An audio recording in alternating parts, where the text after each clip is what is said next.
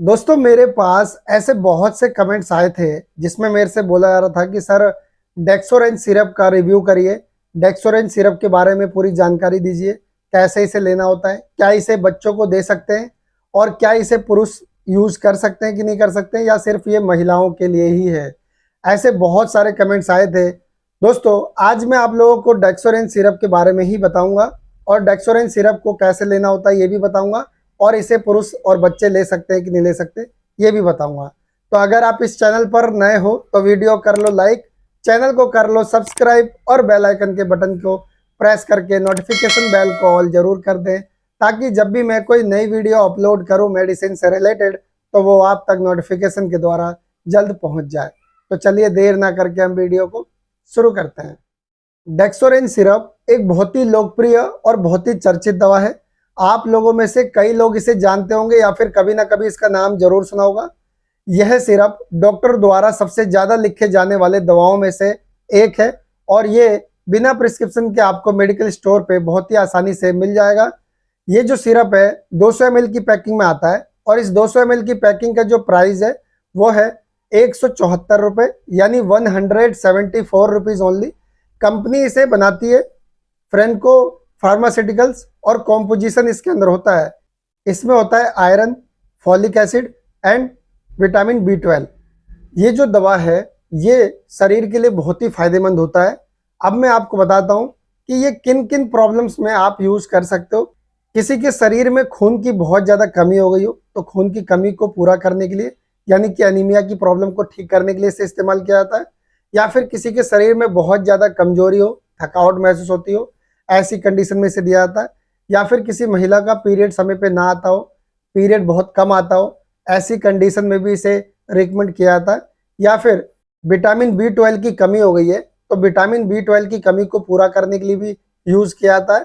या फिर किसी के शरीर में फॉलिक एसिड की कमी हो गई है तो फॉलिक एसिड की कमी को पूरा करने के लिए भी इसे दिया जाता है। साथ साथ मैं आपको बताना चाहूँगा, जो महिलाएं प्रेग्नेंट होती हैं प्रेगनेंसी के दौरान उनको ये दवा दी जाती है, ताकि प्रेगनेंसी में जब डिलीवरी हो तब खून की कमी शरीर में ना हो और बच्चा नॉर्मल डिलीवरी से हो जाए, इसलिए भी इसे रिकमेंड किया जाता है। साथ साथ मैं आपको बताना चाहूँगा, बहुत लोगों को भूख नहीं लगती है और भूख जब नहीं लगेगी तो वजन भी नहीं बढ़ेगा और शरीर कमजोर होता जाएगा, तो ऐसी कंडीशन में भी इसे यूज किया जाता है। इन सारी प्रॉब्लम्स में डॉक्टर इसे रिकमेंड करते हैं और इसी में इसके जबरदस्त बेनिफिट्स देखे जाते हैं। अब मैं आपको बताता हूँ कि ये जो दवा है क्या पुरुषों के लिए है या बच्चों के लिए है। जी हाँ, इसे पुरुष और छोटे बच्चे हर कोई ले सकते हैं, कोई दिक्कत वाली बात नहीं है। ऐसा नहीं है कि ये सिर्फ महिलाओं के लिए है, ये पुरुष और महिला दोनों के लिए है, तो इसमें कोई दिक्कत वाली बात नहीं है। अब मैं आपको बताता हूँ कि इस दवा को लेना कैसे होता है। सबसे इंपॉर्टेंट है इसके अंदर ये, अगर आप बच्चे को देना चाहते हो तो जिन बच्चों की उम्र 5 साल से 13 साल के बीच है उन बच्चों को आप ये सिरप 3 ml सुबह 3 ml शाम को खाना खाने के बाद दे सकते हो। और जिन लोगों की उम्र 14 प्लस है उन लोगों को ये 10 ml सुबह 10 ml शाम को खाना खाने के बाद लेना होता है। इस तरीके से आप ले सकते हो। अगर आप स्पून से लेना चाहते हो तो बच्चों को आप 1 स्पून सुबह 1 स्पून शाम को और बड़ों को आप 2 स्पून सुबह 2 स्पून शाम को दे सकते हो, कम से कम 1 महीने तक। एक बात का ध्यान रहे, जो स्पून है वो छोटा टी स्पून यूज करें, बड़ा स्पून यूज ना करें। अब मैं आपको बताता हूँ कि आखिर ये दवा इतनी ज़्यादा बिकती क्यों है, क्यों इसकी जो है हर मेडिकल स्टोर पे मांग है।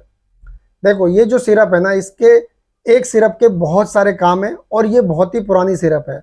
एक दूसरे से नाम जुड़ता चला जाता है, जैसे कि किसी एक ने ये दवा ली, उसको फायदा हुआ तो उसने अपने पड़ोसी को बताया, पड़ोसी ने अपने पड़ोसी को बताया, ऐसे लोगों में ये जो सिरप है ये प्रचलित होता गया। इसीलिए ये जो दवा है बहुत ज़्यादा मार्केट में बिना प्रिस्क्रिप्शन के बिकती है और लोग इसे पसंद करते हैं। अब मैं आपको बताता हूँ कि ये दवा जब आप लेते हो तो इससे क्या साइड इफेक्ट आपको देखने को मिल सकते हैं। इससे खास साइड इफेक्ट देखने को नहीं मिलते हैं, ना के बराबर ही है, फिर भी मैं आपको बता देता हूँ। जब आप ये दवा लेते हो और लेने के बाद आपको उल्टी होने लगे या उल्टी सा मन होने लगे तो समझ लीजिए कि आपको ये सूट नहीं हो रहा। या फिर आपके पेट में तेज दर्द होने लगे तो भी आप समझ सकते हो कि आपको ये सूट नहीं हो रहा। या फिर आपको चक्कर आने लगे तो भी आप समझ सकते हैं कि आपको ये सूट नहीं हो रहा है। और जब ये दवा सूट ना हो तो फौरन इस दवा को रोक दें और अपने नज़दीकी डॉक्टर से एक बार जरूर मिलें। आई होप कि आपको ये वीडियो पसंद आई होगी। तो आज के लिए इतना ही, कल फिर मिलूंगा एक नई वीडियो में एक नई जानकारी के साथ। तब तक के लिए मुझे इजाजत दीजिए। Good bye.